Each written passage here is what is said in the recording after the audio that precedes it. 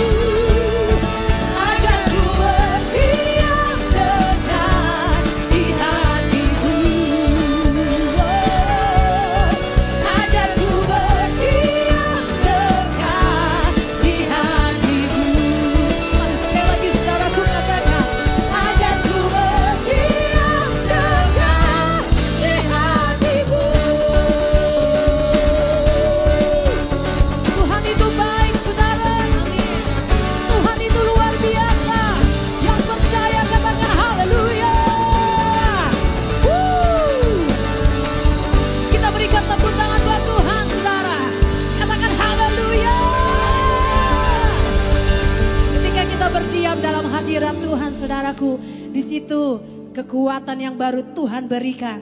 Engkau yang percaya boleh sekali lagi katakan amin. Amin. Haleluya, haleluya. Ketika kami berdiam dalam hadirat Tuhan, kami mau terbuka apa adanya di hadapan-Mu. Kau melihat hati kami yang begitu rindu Tuhan, untuk selalu dekat kepada Tuhan. Kami menyembah Engkau.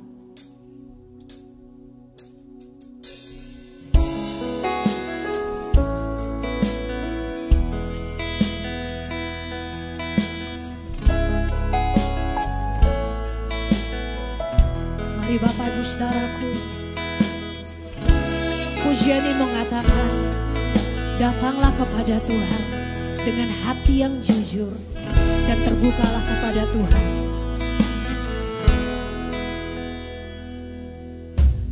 Jujur kadang ku tak sanggup menghapus bebanku, menantikan jawaban,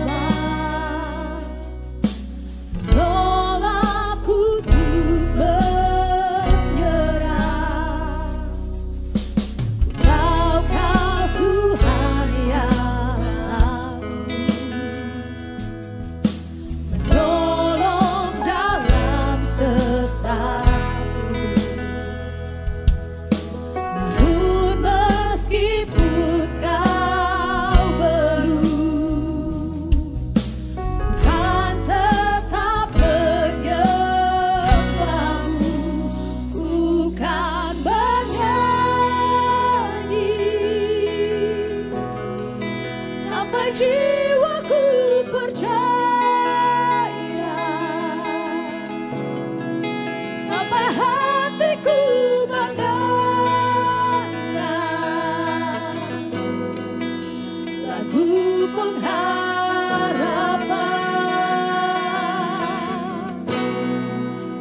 Ku kan berserah, ku tahu aku tak sendiri. Ku yakin Kau mengasihiku, bahkan di dalam api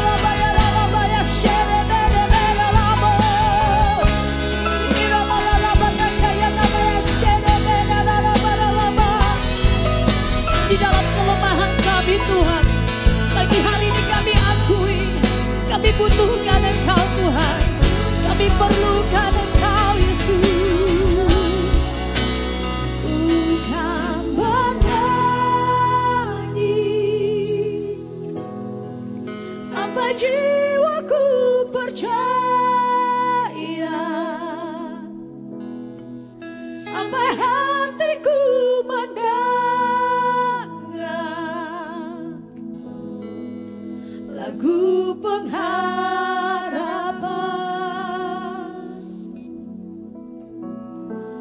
Ku tahu kau sanggup,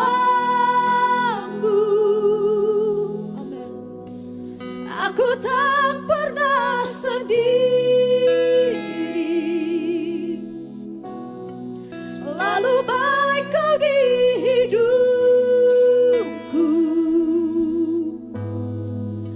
bahkan di dalam apiku.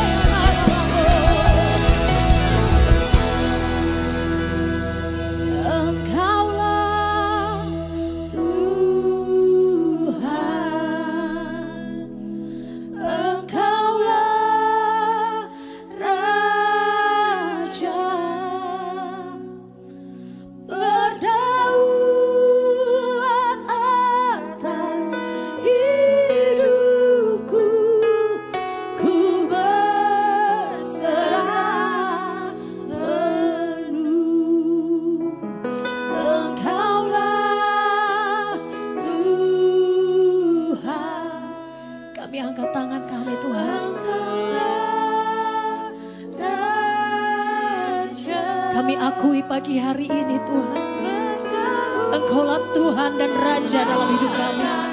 Oleh karena itu berdaulat atas hidup kami. Ini hidup kami Yesus, kami serahkan kepadamu. Engkaulah Tuhan.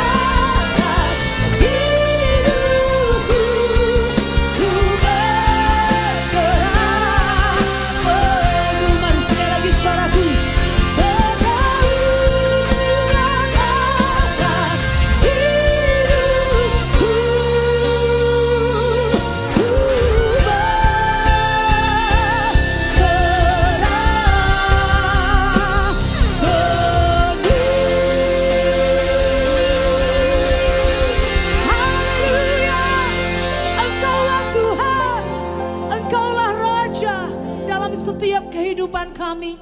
Berdaulatlah ya Tuhan atas seluruh kehidupan kami. Di masa-masa ini Tuhan, kami memelekatkan hati kami. Bergantung kepada Tuhan yang hidup. Tuhan yang sanggup melakukan rencana yang ajaib. Rancangan yang luar biasa. Dan kami tahu masa depan kami penuh dengan pengharapan. Engkau Tuhan yang dahsyat, Tuhan yang luar biasa. Terpujilah namamu di dalam nama Yesus. Setiap kita yang yakin dan percaya bahwa Tuhan yang baik selalu menyertai kita. Bersama-sama dengan kami di tempat ini, kita katakan amin. Haleluya.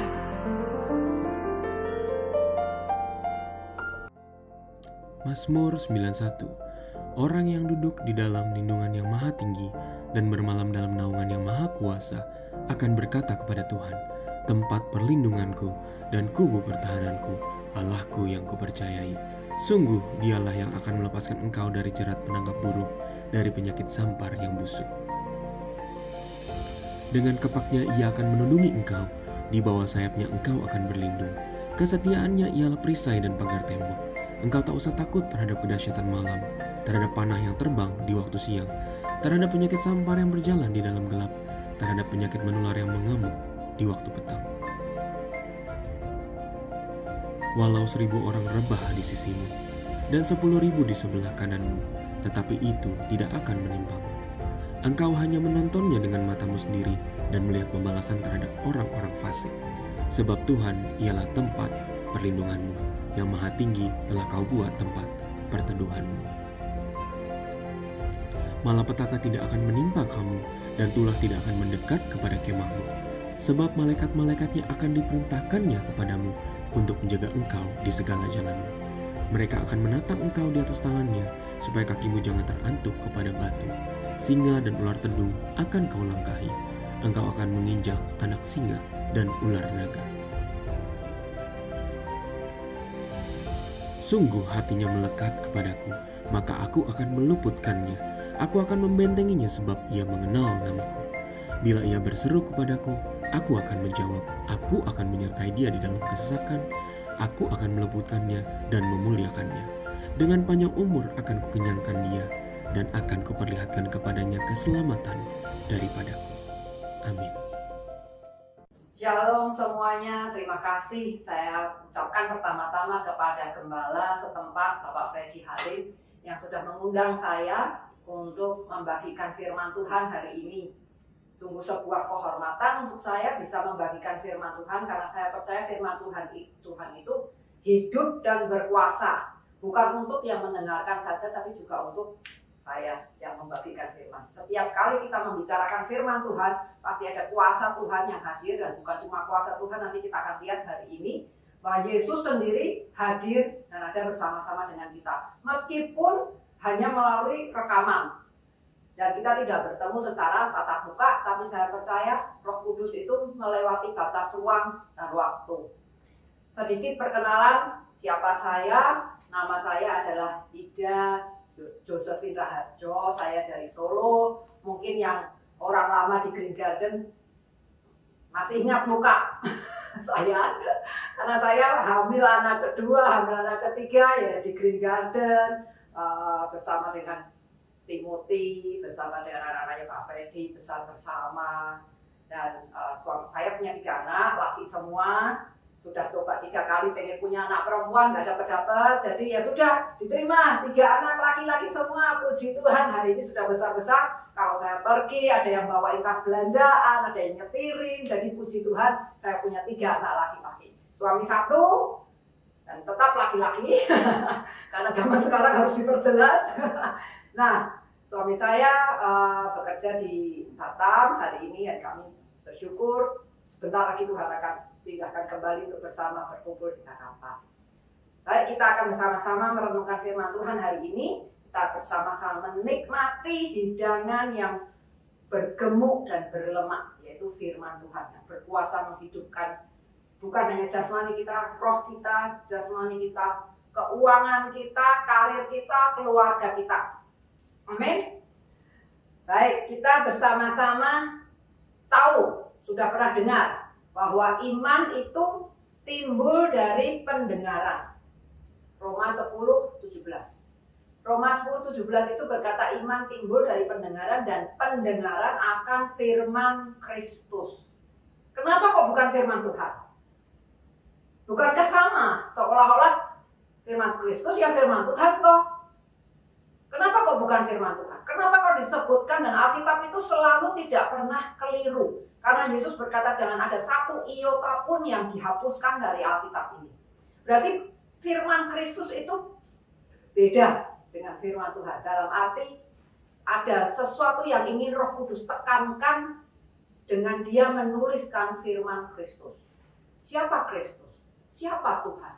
Tuhan, of course Tuhan itu tuh kita tahu siapa Tuhan kita, Tuhan Yesus. Tapi kenapa kok disebut firman Kristus?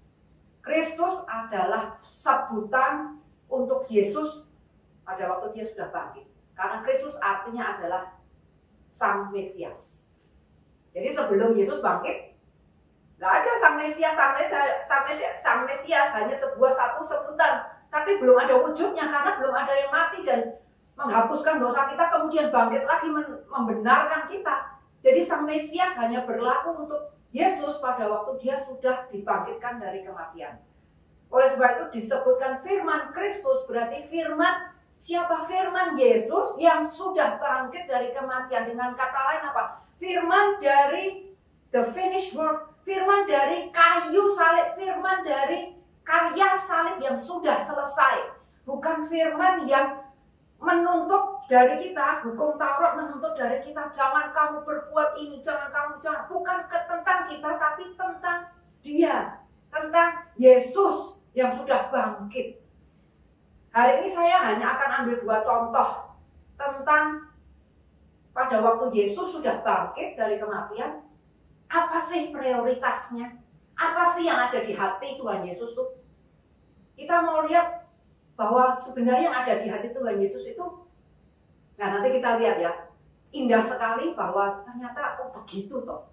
Kita sama-sama yuk lihat dari Yohanes 20 ayat 11.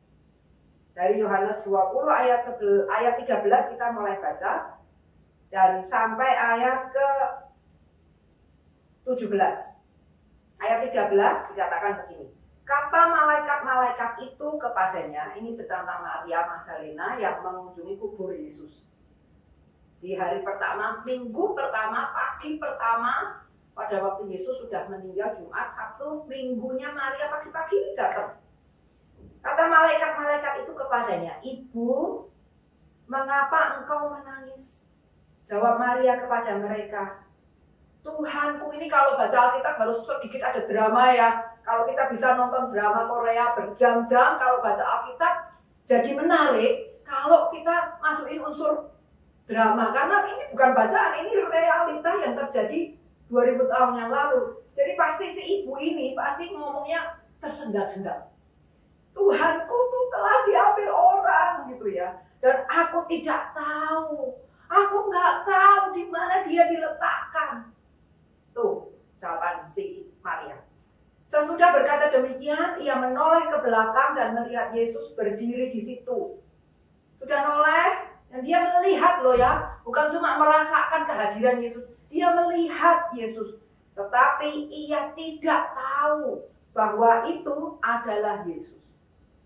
Sudah melihat ya, jadi ini sudah sosok yang dia kenal sejak lama, tapi pada waktu dia melihat dia tidak tahu itu Yesus. Kata Yesus kepadanya, Ibu, mengapa engkau menangis? Siapa yang engkau cari? Maria menyangka itu adalah penunggu taman, lalu berkata kepadanya, Tuan, jikalau Tuan yang mengambil dia, katakan kepadaku, di mana Tuhan meletakkan dia, supaya aku dapat mengambilnya. Kata Yesus kepadanya, Maria. Kemudian Maria berpaling kepadanya dan dalam bahasa Ibrani dia berkata, Rabuni, artinya apa? Guru. Kata Yesus kepadanya, ayat 17, janganlah engkau memegang aku, sebab aku belum pergi kepada Bapa. Tetapi pergilah kepada saudara-saudaraku dan katakanlah kepada mereka bahwa sekarang aku akan pergi kepada Bapakku dan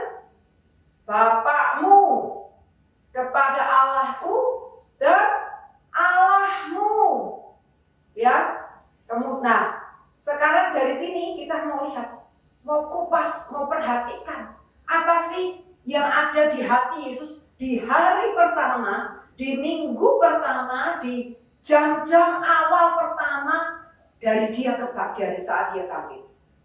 Kalau saya jadi Yesus, saya nih jadi Yesus, atau mungkin Bapak Gembala Saudara jadi Yesus, Pak Freddy jadi Yesus gitu ya. Kira-kira di hari pertama dia bangkit, siapa yang akan dia kunjungi? Apa yang akan dia lakukan? Apa yang akan kita lakukan? Bisa saja sudah bangkit nih, dalam tubuh kemuliaan hidup nih. Siapa yang kira-kira ada dalam pikiran kita yang akan kita kunjungi? Yang pertama mungkin Pilatus, atau Herodes, atau imam besar Kayafas. Teng, aku sudah bangkit. Kamu ya menyalibkan aku. Mungkin dia akan mendatangi Barabas. Dia akan berkata, Barabas, kamu nih kok gak ada thank you-nya sama sekali toh. Gara-gara kamu dipilih mereka daripada aku loh. Sekarang kamu bebas, aku mati. Kamu nih kok gak ada makasih-makasihnya sama sekali toh Barabas. Gak punya aturan. Bisa saja dia mendatangi serdadu Romawi yang mencambuk Yesus habis-habisan. Kalian lihat luka-luka di tubuhku, tanganku. Sekarang aku bangkit. Yesus yang belum mati dan belum bangkit aja pada waktu serdadu Romawi mau menangkap dia di Taman Getsemani, apa yang terjadi pada waktu Yesus berkata? Para serdadu berkata, di mana Yesus? Kemudian Yesus berkata, ini aku. Mereka rebah semua. Itu belum bangkit. Belum ada kuasa kebangkitan yang ada di dalam tubuh Yesus. Pada sekarang saat Yesus sudah bangkit, kalau dia mendatangi Pilatus dan serdadu dan orang, apa yang akan terjadi? Bisa bayangin nggak? Apa yang terjadi? Belum bangkit aja serdadu sudah roboh. Di datar pada waktu Yesus berkata, ini aku. Setelah dia bangkit, pasti dampaknya lebih besar. Tapi bukan itu yang ada di hati Yesus.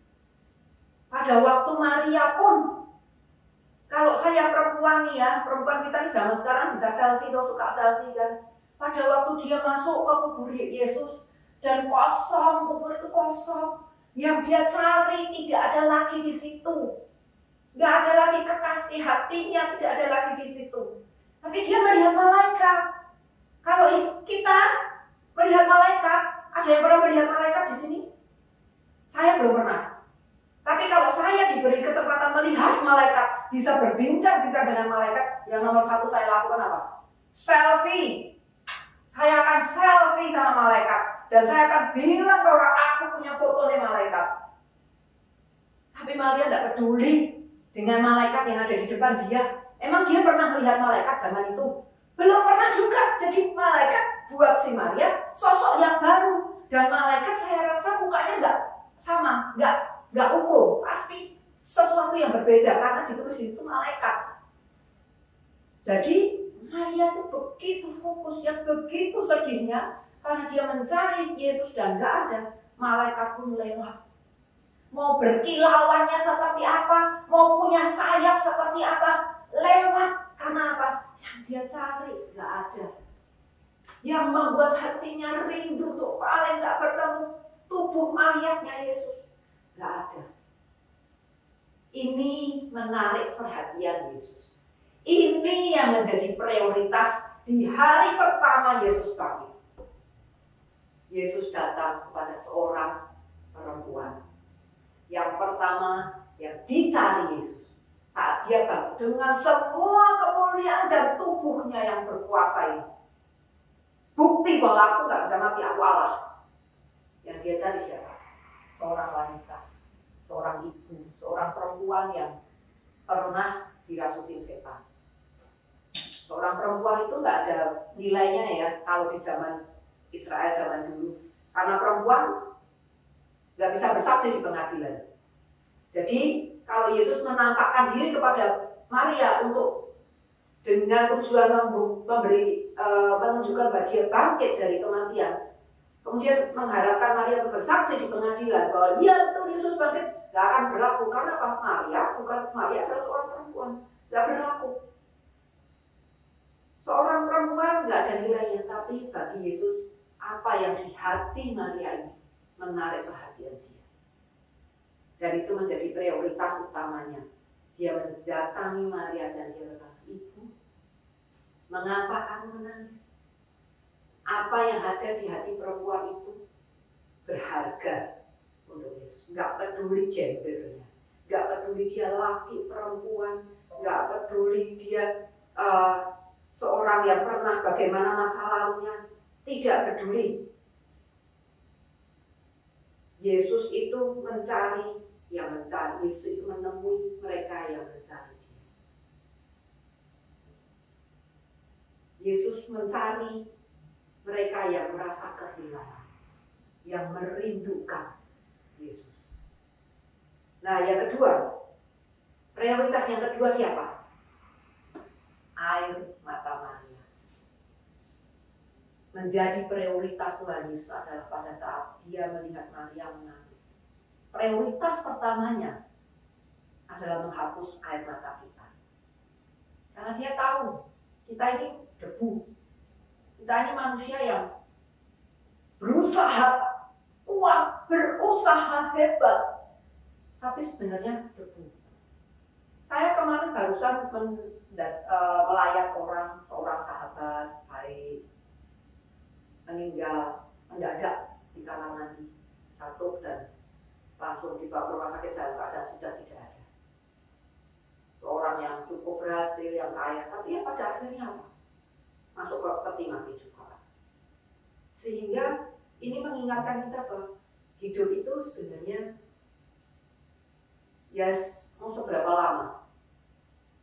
Mau diisi sesuatu yang berarti atau enggak? Tapi yang menjadi perhatian Yesus adalah pada saat dia tahu orang yang enggak berdaya ini menangis dan mencari dia. Firman Tuhan berkata, bulu yang terkulai tidak akan dia patahkan. Sumbu yang padam, pudar nyalanya, tidak akan dia padamkan. Tuhan sangat tergerak dengan hati orang yang hancur. Bukan persembahanmu, bukan pelayanan kita, bukan gelar kita, bukan kamu naik mobil apa, aku naik jet pribadi apa, bukan. Dia tidak bergeming, dia punya alam semesta. Kita tidak akan bisa membuat dia terkesan sama pelayanan kita. Mau tidur di gereja pun tidak akan membuat dia terkesan. Yang membuat dia terkesan dan melihat, mendapatkan perhatiannya pada saat kita, aku nangis. Air mata tidak. Air mata kita ditulis disimpan dalam kirbatnya. Disimpan itu kalau dulu ada tabung air mata itu di Israel disimpan setiap tetesnya air mata disimpan. Pada waktu Maria menangis di kaki Yesus, dia dengan air matanya dia membasahi kaki Yesus dan dengan rambutnya dia menyentuh kaki Yesus. Itu berharga sekali di mata Tuhan. Jadi saya ingin menguatkan ibu-ibu, bapak-bapak, saudara-saudara yang ada di sini, termasuk diri saya sendiri. Air mata kita tidak pernah sia-sia di hadapan Tuhan. Dia tertarik dan dia ada mendatangi kita, mendatangi Bapak Ibu dan kita semua. Pada saat kau sendiri meneteskan air mata, kita tidak tahu. Sama seperti yang Maria berkata, aku tidak tahu Tuhan di mana Yesus dibaringkan. Pada saat kita berkata, aku nggak tahu Tuhan, aku harus gimana? Aku harus berbuat apa? Anakku begini, keluargaku begini, pekerjaanku begini, istriku, suamiku begini. Aku nggak tahu Tuhan. Oh, jangan khawatir, engkau tidak sendiri. Yesus tertarik dengan kasusmu. Dia datang, dia menghampirimu dan dia tanya, kamu kenapa? Aku nggak tahu Tuhan. Aku nggak tahu. Kalau ada di antara kita yang saat ini sedang mengalami hal seperti ini, biarlah kita boleh dapatkan ketenangan hari ini. Karena firman Tuhan bukan sesuatu yang hanya kita dengar hari Minggu sebagai satu kegiatan agama Kristen. Tapi pada saat saya percaya Bapak Ibu ada di sini mendengarkan firman, Tuhan punya sesuatu untuk saudara-saudara. Dan Dia ingin berkata, engkau gak sendiri. Aku ada. Air matamu itu berharga untukku. Aku ada.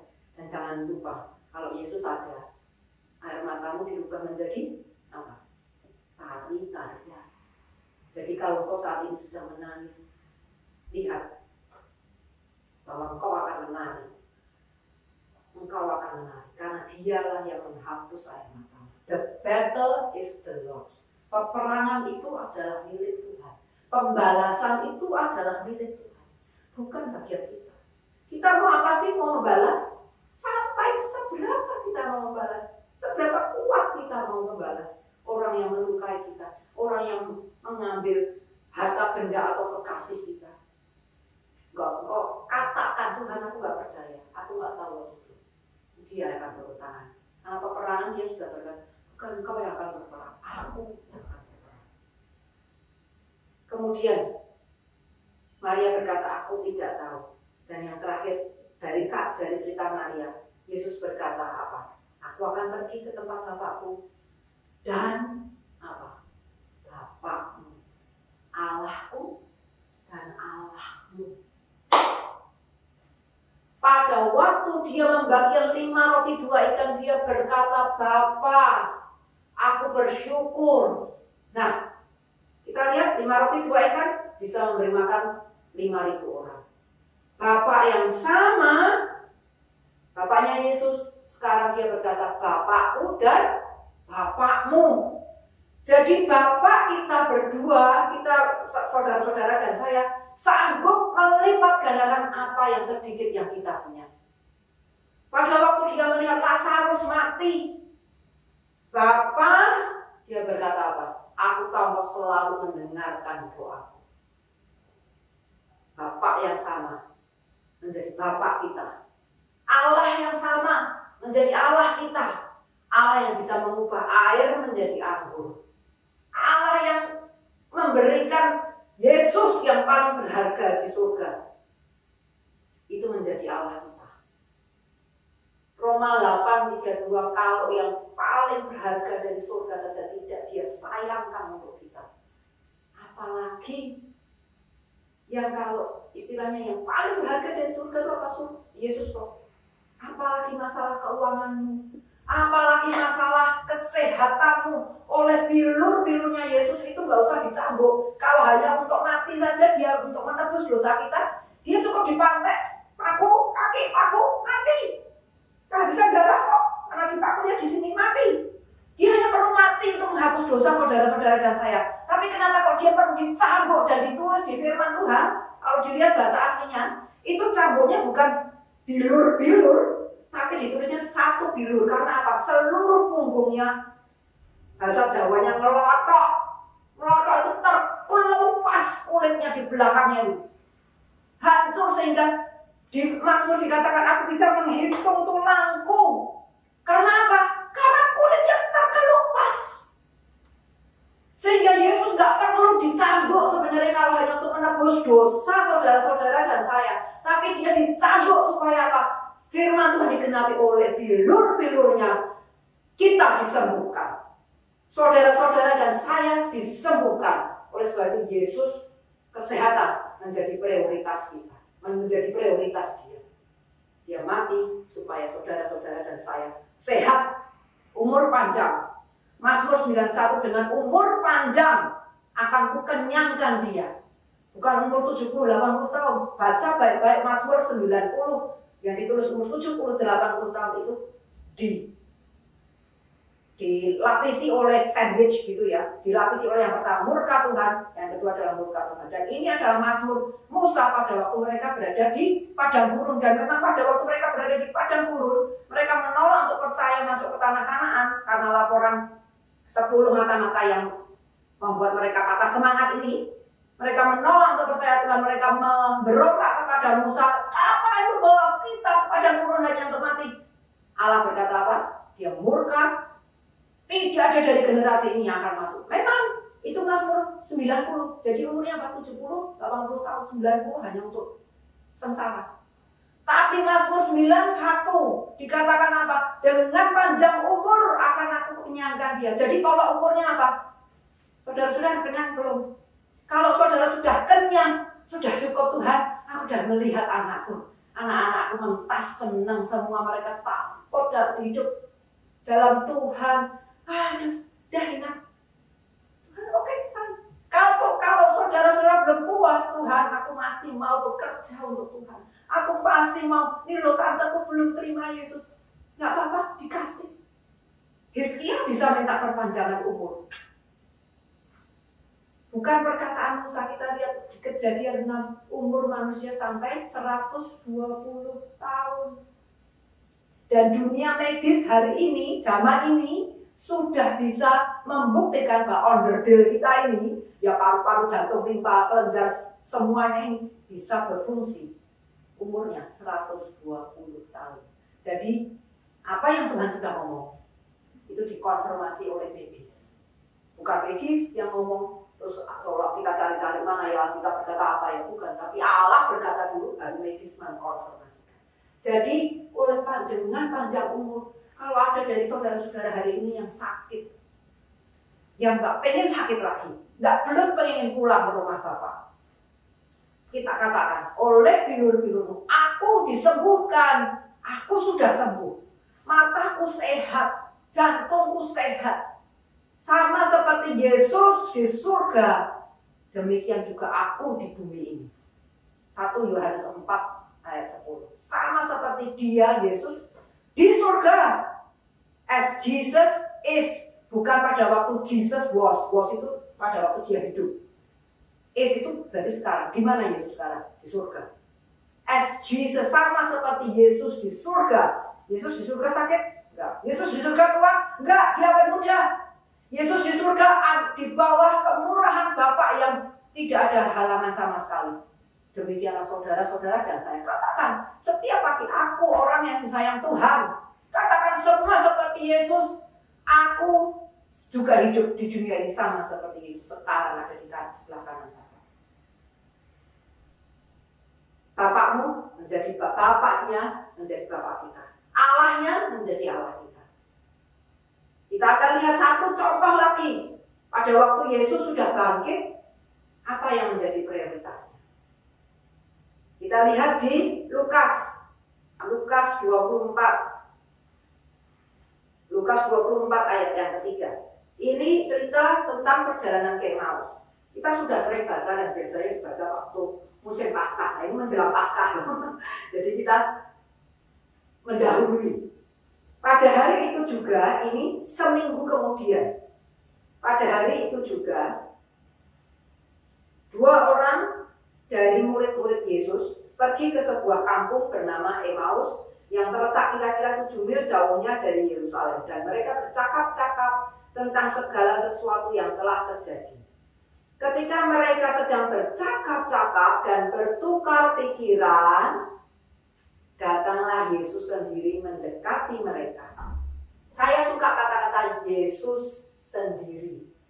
Gak pakai malaikat yang disuruh, gak pakai agen, gak pakai maklar. Yesus sendiri mendekati mereka. Kalau baca firman itu satu kata demi satu kata diresapi. Kemudian apa? Bukan cuma mendekati, lalu berjalan bersama-sama dengan mereka. Saudara pengen nggak didatangi Tuhan Yesus sendiri?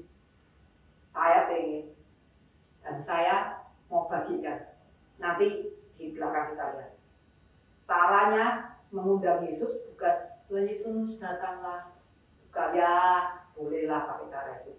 Tapi yang tanpa diundang pun dia akan datang pada saat apa? Pada saat ini. Ayat yang bukan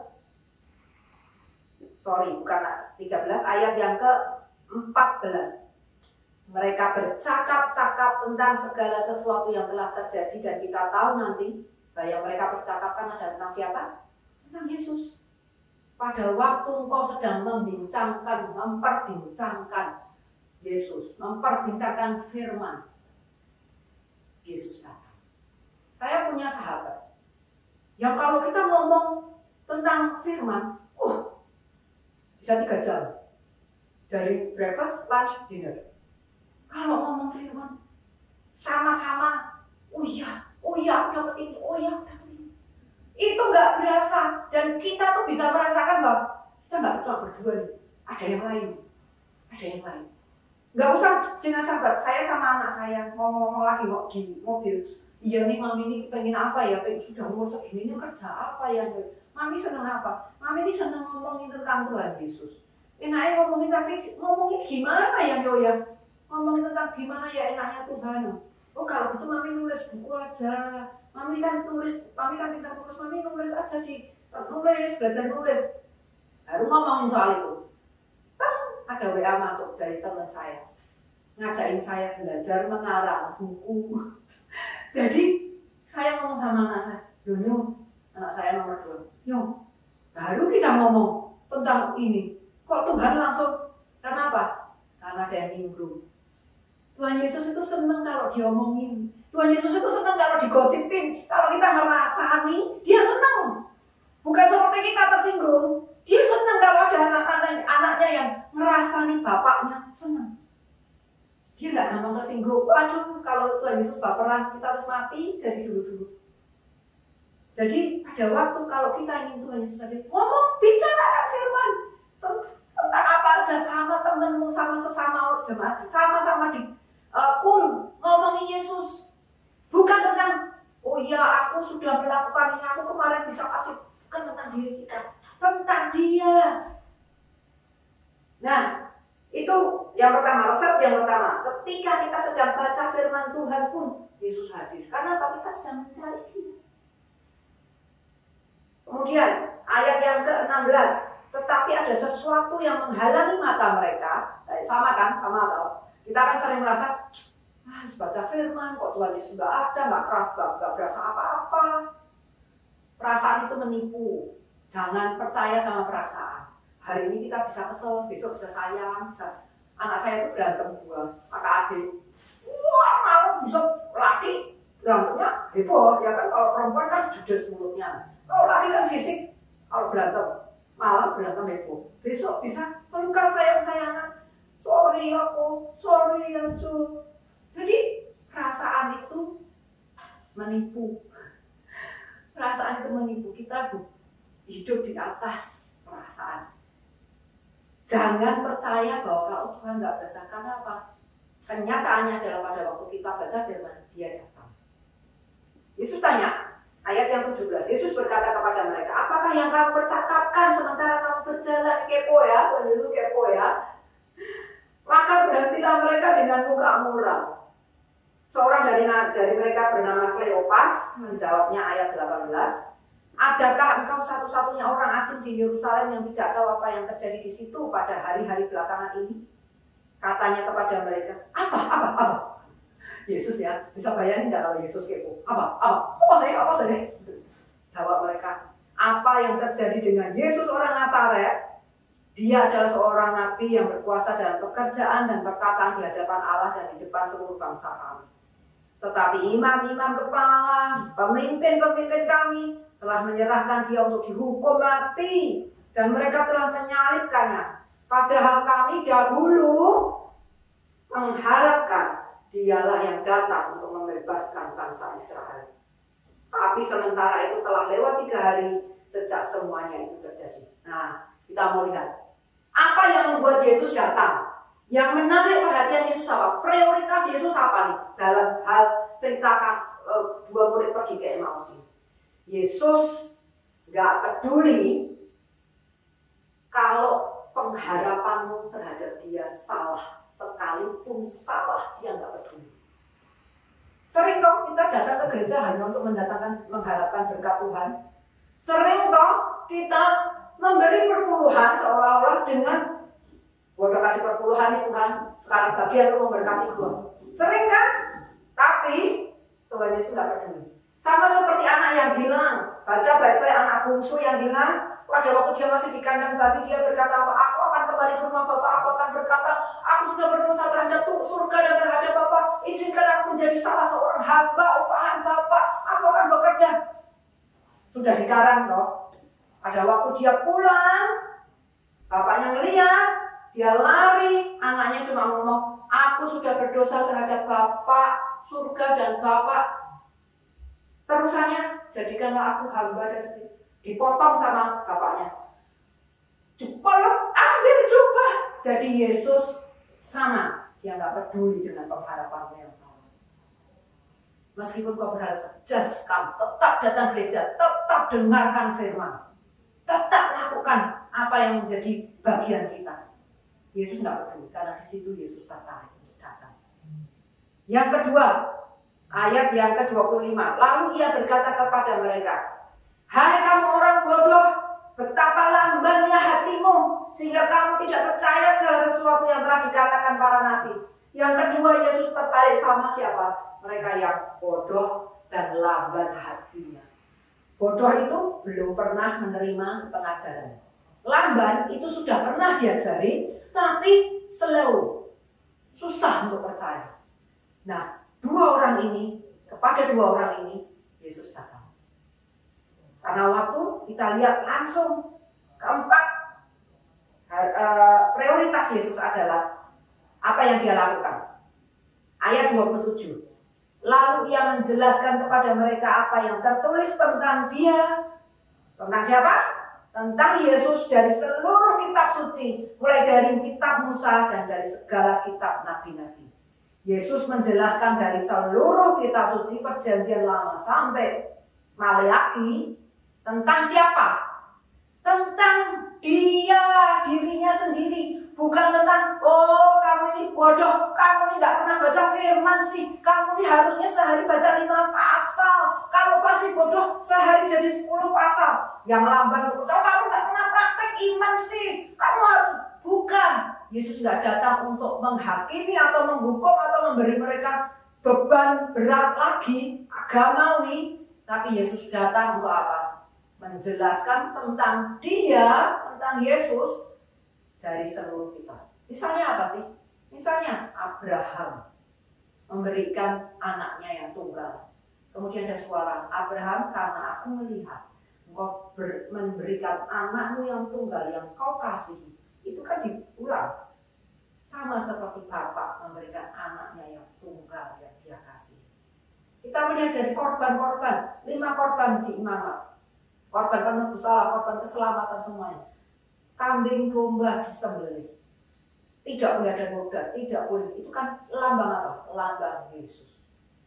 Bisa kita belajar dari perjanjian lama. Kalau pusing, ya sudah perjanjian baru aja yang sudah diterjemahkan. Tapi caranya apa? Caranya Yesus membuat orang yang nggak punya pengharapan, yang putus pengharapan adalah dengan cara apa? Membaca firman. Bukan tentang apa lagi yang harus aku lakukan, tapi belajar mencari Yesus di firman. Itu yang menarik perhatian Yesus. Jadi yang pertama, Tuhan Yesus mendatangi Maria.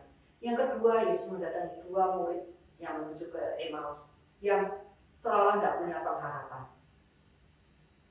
Kepada murid yang ke Emmaus, setelah Yesus menceritakan, membukakan firman tentang siapa dia, yang terakhir, pada waktu ayat 30, makan bersama dengan 2 muridnya, ia duduk makan dengan mereka, ia mengambil roti, mengucap berkat, lalu memecah-mecahkannya dan memberikannya kepada mereka. Apa yang Yesus lakukan? Perjamuan kudus. Perjamuan kudus. Kenapa? Karena di dalam perjamuan kudus ada tubuh, ada darah. Tubuh yang dipecah-pecahkan. Untuk apa? Bilur-bilurnya menjadi kesembuhan kita. Tubuh yang dihancurkan. Dan darah, ada kualitas penebusan dalam darah Yesus. Yang menebus saudara-saudara dan saya dan menjadikan kita orang benar di hadapan Bapa. Di dalam Kristus Yesus. 2 ini, pada waktu kita mengambil, apa dikatakan di ayat 31? Ketika itu terbukalah mata mereka dan mereka pun mengenal dia. Pada waktu kita melakukan ini, mengangkat tubuh dan darah, mengingat apa yang Yesus lakukan. Di Korintus dikatakan, lakukanlah ini untuk mengingat aku.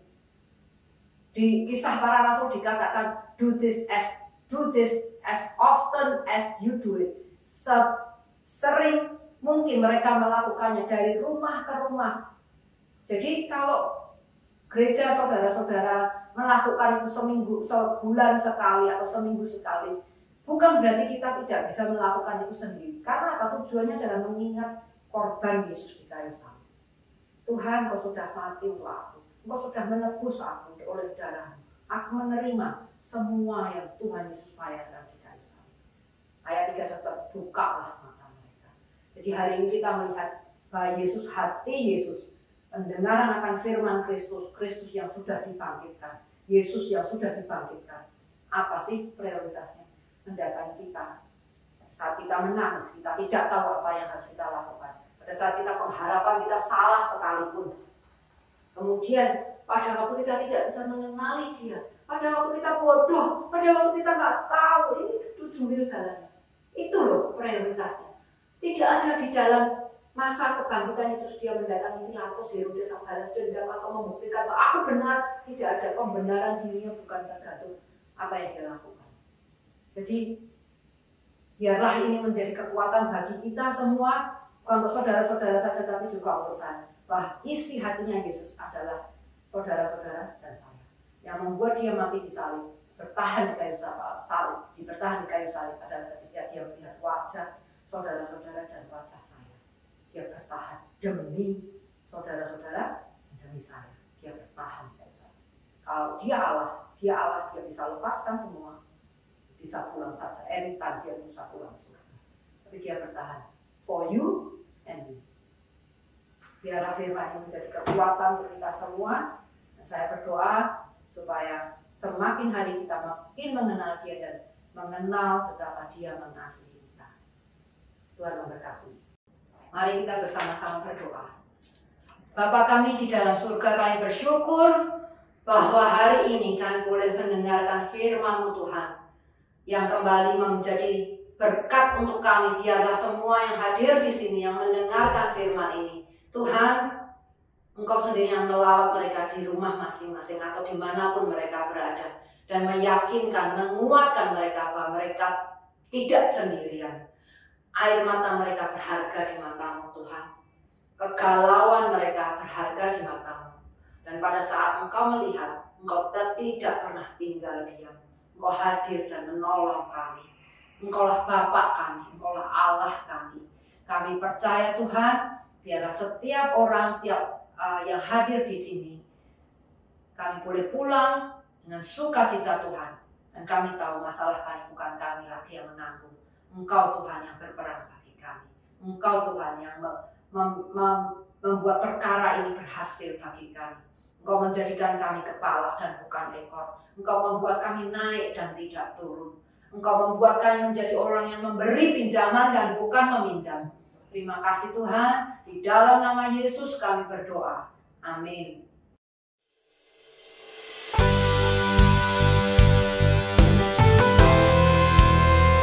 Pentakosta ketiga adalah pencurahan Roh Kudus yang dahsyat di zaman ini melebihi yang terjadi di Azusa Street.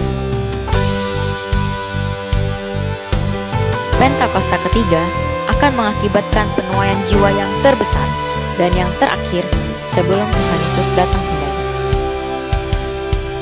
Pentakosta ketiga akan membangkitkan generasi Yeremia, yaitu anak-anak muda yang dipenuhi Roh Kudus, cinta mati-matian kepada Tuhan Yesus, tidak kompromi terhadap dosa, dan akan bergerak untuk memenangkan jiwa.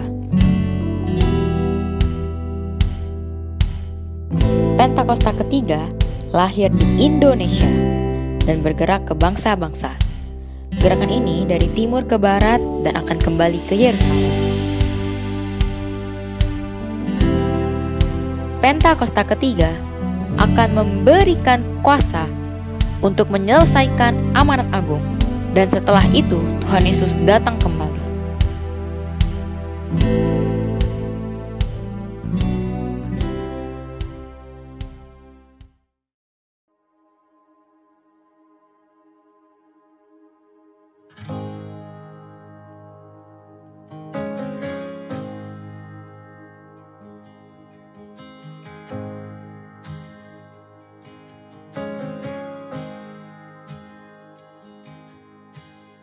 Mari Bapak Ibu, kita akan masuk ke doa syafaat kita. Mari kita tundukkan kepala, kita berdoa bersama. Bapa kami di surga, terima kasih atas kasih karunia-Mu yang besar dalam kehidupan kami. Terima kasih atas kesempatan yang Tuhan berikan dalam kehidupan kami. Terima kasih atas perlindungan yang Tuhan berikan. Terima kasih atas nafas kehidupan yang Tuhan berikan. Rumah yang baik, kendaraan, teman, sahabat. Kami bersyukur ya Tuhan.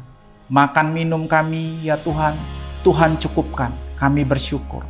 Bapa, ajarkan kami ya Tuhan, terus berpegang kepada Engkau, percaya kepada Engkau, bahwa kasih karunia-Mu tidak berkesudahan, dan kami disediakan tempat yang kekal di dalam rumah-Mu yang kekal ya Bapa.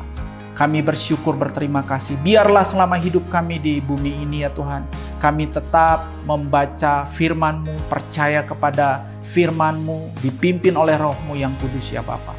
Bapa, kami serahkan seluruh kehidupan kami, jemaat kami, GBI Green Garden, mulai dari gembala kami ya Tuhan, Pak Freddy Halim, para pengerja, para jemaat. Tuhan berkati, Tuhan kuduskan kami. Kami percaya Tuhan, kami tidak akan pernah mampu ya Tuhan, berjalan sendiri tanpa kasih karunia Tuhan. Kami juga tak lupa ya Tuhan berdoa bagi gembala rohani kami, Pak Niko beserta keempat wakil. Dalam kondisi-kondisi seperti ini ya Tuhan, kuatkan mereka, berkati mereka beserta keluarga besar mereka ya Tuhan. Segala sesuatu yang mereka butuhkan ya Tuhan untuk mengorganisasi, mimpin ya Tuhan GBI ya Tuhan Gatot Subroto. Tuhan berikan kekuatan, hikmat, marifat bagi mereka. Kami tak lupa juga ya Tuhan berdoa bagi bangsa kami, bangsa Indonesia pada masa-masa COVID ini ya Tuhan. Kekuatan kami hanya daripada Tuhan. Kami memberkati Presiden kami Pak Jokowi, Pak Maruf Amin sebagai wakil, para menteri, para anggota DPR, MPR, sampai kepada para wali kota, bupati, gubernur ya Tuhan, sampai kepada kepala suku, sampai kepada kepala keluarga. Tuhan berkati kami. Seluruh kehidupan bangsa kami serahkan ke dalam tangan-Mu. Biarlah damai sejahtera sukacita Tuhan memimpin. Jauhkan daripada yang jahat, jauhkan daripada rancangan jahat, rancangan-rancangan yang tidak mendatangkan damai sejahtera sukacita. Berkati semua sektor ya Tuhan Yesus di dalam kehidupan bernegara kami. Kami bersyukur ya Tuhan, Engkau dahsyat bagi Indonesia. Engkau memberkati kami dengan dahsyat. Biarlah gereja-Mu ya Tuhan menjadi ya Tuhan terang. Biarlah gereja-Mu menjadi teladan. Biarlah gereja-Mu ya Tuhan Yesus menjadi ya Tuhan Yesus penghiburan dalam kondisi seperti ini ya Bapa. Berkati hamba-hamba-Mu ya Bapa, baik di pedesaan, baik di pedalaman, di kota ya Tuhan. Mereka semua bekerja di dalam nama-Mu. Kuatkan mereka ya Tuhan, berkati mereka ya Bapa. Juga para jemaat ya Tuhan. Di dalam segala kehidupan mereka ya Tuhan. Tuhan tolong mereka, pulihkan, kuatkan, sembuhkan mereka ya Bapa. Kami semua membutuhkan Tuhan pada hari ini. Biarlah damai sejahtera sukacita Tuhan terus ya Tuhan Yesus menaungi kami ya Bapa. Sampai kedatangan Tuhan Yesus yang kedua kali. Kami serahkan doa ini kepadamu ya Bapa. Dan tibalah saatnya kami siap menerima berkat yang daripada-Mu. Dalam nama Tuhan Yesus kami berdoa. Haleluya. Ibadah ini, mari kita angkat tangan sendiri. Terimalah berkat dari Allah Bapa, kasih, damai sejahtera, sukacita dari Tuhan Yesus Kristus. Kekuatan, pimpinan dan tuntunan daripada Allah Kudus yang terus menyertai kita dalam kasih karunia-Nya. Mulai hari ini, terus sampai selama-lamanya. Tuhan Yesus menjemput kita di alam perlahirkan kekal selama-lamanya. Yang percaya sama-sama katakan amin. Tuhan Yesus memberkati. Lagu ini lagu yang dulu sering kita nyanyikan. Kalau kita di rumah, kita harus semangat juga buat nyanyikan ini sama-sama Bapak Ibu Saudara. Amin.